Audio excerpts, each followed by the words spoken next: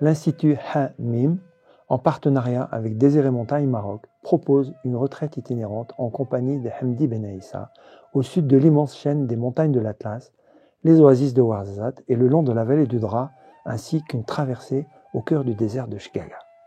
J'ai eu personnellement la chance en janvier 2021 de parcourir le désert de Chgaga avec Hamdi Ben Aissa et une petite équipe. Et je peux témoigner combien l'expérience du désert aura été pour lui une source d'inspiration et d'enseignement.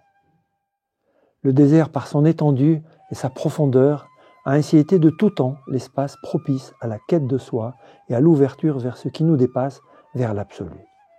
Comme lors d'un pèlerinage, nous cheminerons depuis le mausolée du marabout Sidi Naji, au cœur des plaines et des dunes, jusqu'au lac Iriki, vivant simplement au rythme du désert. Notre journée commencera dès la fin de la nuit par le Fajr, puis une marche méditative ponctuée des enseignements de Hamdi Ben Aissa. Comme l'a si bien dit le Petit Prince de Saint-Exupéry, ce qui embellit le désert, c'est qu'il cache un puits quelque part.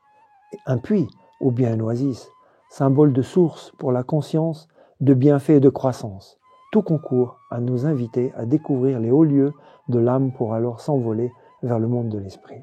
Cette itinérance sera aussi l'occasion de découvrir des lieux culturels empreints d'histoire comme le Ksara ibn Addou et le village de Tamgrut, où peut s'admirer la bibliothèque Nassiria préservant des manuscrits vieux de 9 siècles. Les terres du Maroc sont riches de patrimoine spirituel, auprès duquel les âmes continuent de se nourrir d'énergie.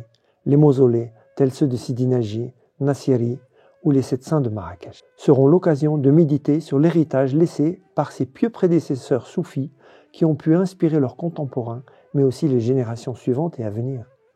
Au vu de la situation sanitaire et en raison de la fermeture des frontières du Maroc instaurée jusqu'en janvier, j'invite les voyageurs à effectuer dès maintenant une réservation sur le site de Hamim et de confirmer ensuite la réservation dès l'ouverture des frontières, que nous espérons rapide, Inch'Allah.